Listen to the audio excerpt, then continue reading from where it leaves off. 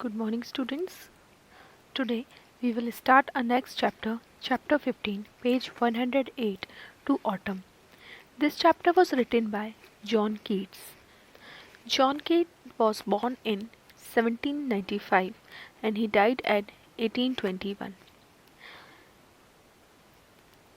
He writes poem, but he got popularity after his death. जब इनकी death हो गई तो इनकी पोएम्स को ज़्यादा पॉपुलैरिटी मिली. टू ऑटम इनकी ही एक फेमस पोएम है. You all know the autumn जो सीज़न है वो रेनी सीज़न के बाद और विंटर के पहले आता है, जो कि जनरली अक्टूबर मंथ में हम बोल सकते हैं. और इस सीज़न को पतझड़ का मौसम भी कहा जाता है, जिसमें कि जो जितनी भी पुराने पत्ते होते हैं ट्रीज़ के वो झड़ जाते हैं और ट्रीज़ पर नए पत्ते आ जाते हैं. So now we will begin with our poem. Season of mist and mellow fruitfulness. Season of mist means जो ऑटम का सीज़न होता है उसमें पूरे में कोहरा छा जाता है. एंड मैलो फ्रूटनेस मीन्स मैलो मतलब पकना या नरम हो जाना. तो जो फ्रूट्स हैं वो भी कैसे हो जाते हैं, पकने लगते हैं. Close bosom friend of the maturing sun. Bosom means best. तो जो ऑटम है वो उसकी सन, वो क्या है, सन का बेस्ट फ्रेंड है. Conspiring with him how to load and bless. और फिर वो कॉन्स्पायर कर रहा है. कॉन्स्पायर मतलब षड्यंत्र या अच्छा षड्यंत्र बोलना चाहिए. कॉन्स्पायर कर रहा है सन के साथ ऑटम कि किस तरीके से जो ट्रीज हैं उनमें और ज़्यादा फ्रूट्स को लोड कर सकें और उनमें और ज़्यादा से ज़्यादा फ्रूट्स हो सकें. With fruits the vine that round the hatches eve run. Vines means लताएं, जो पेड़ की लताएं होती हैं. आपने देखा होगा जनरली जो कच्चे घर होते हैं जिनमें खप्पर होते हैं, उनमें क्या होता है, खप्पर के ऊपर जो पेड़ की लताएं हैं वो आ जाती हैं और उसकी में बहुत सारे फल लगने लगते हैं. तो इस लाइन में पोएट ने उसके बारे में ही बताया है. To bend with apple the mossed cottage trees. और जितने भी कॉटेज ट्रीज है या जितने भी उस सीज़न में क्या होता है, जो एप्पल हैं वो बहुत अच्छे हो जाते हैं. एप्पल बहुत उनके अंदर का जो गूदा होता है वो बहुत अच्छा हो जाता है. And fill all fruit with ripeness to the core. Core मतलब अंदर और राइपनेस मीन्स पकना, मतलब सारे जो फ्रूट्स हैं वो अंदर तक अच्छे तरीके से पक जाते हैं. To swell the gourd. Gourd is also one type of the fruit. और स्वेल मीन्स पका देना. तो जो गार्ड है उसको भी वो बहुत अच्छे से पका देता है, जिससे उनका जो शेप है वो बड़ा हो जाता है. And plump the hazel shell. और जो जितने भी फ्रूट्स हैं, हैज़ल मीन्स फ्रूट, और उनका जो पूरा वो ऊपर से लेकर अंदर तक प्रॉपर तरीके से पक जाते हैं. With the sweet kernel to set budding more and still more later flower for the bees. और जो बर्डिंग है वो बर्ड है. बर्ड मतलब small part of the flower, मतलब जब फ्लावर निकलने वाला होता है तो उसका छोटा सा कली बोल सकते हैं. तो जो फूल हैं वो भी कली से अब फ्लावर बनने लगते हैं. तो जो बीज हैं उनके लिए भी अच्छा होता है. क्यों, बीज का काम क्या होता है कि फ्लावर का रस निकालना. तो बीज के लिए भी जो फ्लावर हैं वो प्रॉपर तरीके से अब ग्रो होने लगते हैं. Until they think warm days will never cease. और जितने भी इंसेक्ट्स हैं, कीड़े मकोड़े हैं, उनको क्या लगने लगता है ऑटम सीजन में कि अब गर्मी जा चुकी है, और वो इतना खुश हो जाते हैं कि अब गर्मी वापस कभी भी नहीं आएगी. For summer has overbrimmed their clammy sales.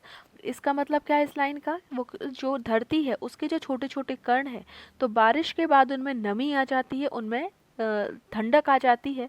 और जो कीड़े हैं उनमें जो रहते हैं, इंसेक्ट्स जो उसमें रहते हैं, उनके अंदर ये फीलिंग रहती है कि अब यही ठंडक हमेशा बनी रहेगी और कभी भी गर्मी वापस नहीं आएगी. वो इस वजह से खुश रहती हैं.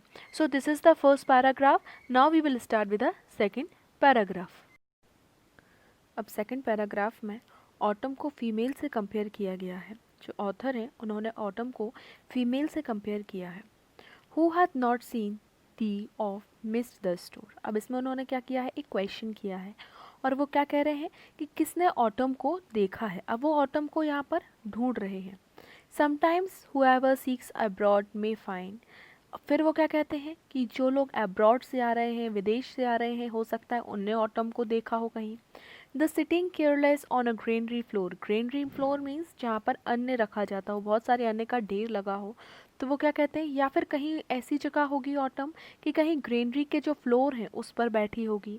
The hair soft lifted by a winnowing wind, अब विनोइंग विंड का मतलब क्या होता है कि जैसे चावल है, गेहूँ है, तो इनके ऊपर जो छिलका लगा होता है, तो गेहूँ से जो छिलके को अलग करते हैं उसको बोलते हैं विनोइंग। तो वो क्या कह रहे हैं, ऑटम में जो फल हैं वो इतने ज़्यादा पक जाते हैं, या जो अन्न है वो जब पक जाता है तो थोड़ी सी भी हवा चलने पर तो जो उसके ऊपर का जो छिलका होता है वो अपने आप निकल जाता है, उसके ऊपर जो रेशे होते हैं वो अपने आप निकल जाते हैं। तो जो ऑटम की विंड है वो विनोइंग का काम भी कर देती है। और on a half reaped furrow sound asleep, half reaped furrow means खेत में क्या करते हैं लोग, एक कतार से फल को लगाते हैं और बीच में रास्ता छोड़ देते हैं निकलने के लिए। तो वो क्या कहते हैं ऑथर कि जो रास्ता बीच में छोड़ दिया जाता है, पोइट कह रहे हैं, हो सकता है वो कहीं उसी रास्ते के बीच में जो ऑटम है वो सो रही हो। Drowsed with a fume of poppies, poppies एक ऐसे सीड्स का नेम है जिससे अफीम बनाई जाती है, जिससे नशा किया जाता है वाइल दे हो। और वो क्या कहती है, वो ऐसी नशे की इतनी ज़्यादा गहरी नींद में हो, इतनी नशे वाली नींद में हो कि ऐसा लगता है कि उसने पॉपीज से कोई नशा कर लिया हो। Spears the next sweat and all its twinned flowers and sometimes like a gleaner though dust keep। ग्लीनर मतलब वो पर्सन जो गिरे हुए जो अन्न है, जो ग्रेन्स है वो गिर जाते हैं और उसको उठाता है। तो वो क्या कहते हैं कि हो सकता है कि कहीं खेत में या जो ऑटम गिर गई हो और जो ग्लीनर है उसने उसको उठा लिया हो।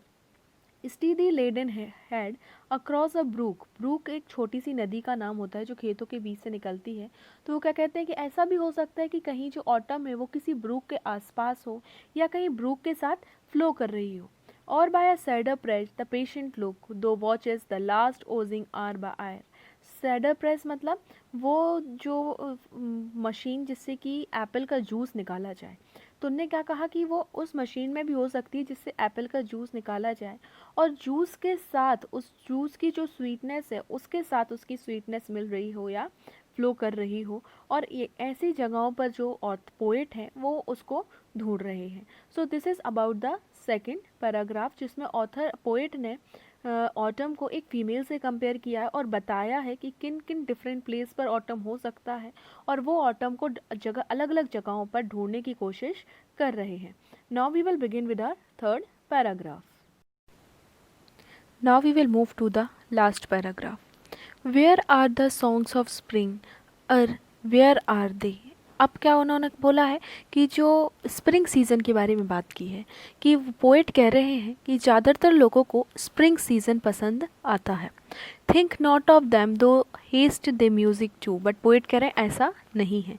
जो ऑटम सीज़न है वो भी बहुत लोगों को पसंद होता है, क्योंकि ज़्यादातर पोएम्स स्प्रिंग सीज़न के ऊपर लिखी जाती हैं, लेकिन ऐसा नहीं है। वो अब इस जो पैराग्राफ है इसमें ऑटम सीज़न के बारे में बता रहे हैं कि जब ऑटम सीज़न जा रहा होता है तो कितने लोग उसको याद करते हैं या किस तरीके से उसको जाने के लिए गुड बाय बोलते हैं। While beard clouds bloom the soft dying day and touches the stubble panes with rosy hue। Rosy hue means गुलाबी रंग। वो कहते हैं जैसे शाम के वक्त जब सूरज ढलता है तो पूरे आसमान में लालिमा छा जाती है, पूरा आसमान गुलाबी कलर का हो जाता है, पिंक कलर का हो जाता है। इसी तरीके से वो कहते हैं कि जब ऑटम का सीज़न होता है तो पूरे आसमान में पिंकिश कलर रहता है, पिंक कलर का हो जाता है। Then in a wailful cure, the small gnats more among the river swallow born a left।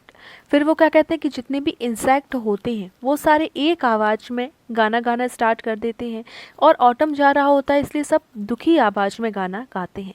जो रिवर है वो भी अपनी एक स्पीड में फ्लो करती हुई दिखाई देती है। और sinking as the light wind lives और die and fully grown lambs loud bleat from the hilly bourn. Lamb means मेमना and bleat is the sound produced by the lamb. तो वो क्या कहते हैं कि जो मेमना है वो भी अपनी आवाज़ में ऑटम को गुड बाय कर रहा है, उसको जाने के लिए उसको बाय कर रहा होता है।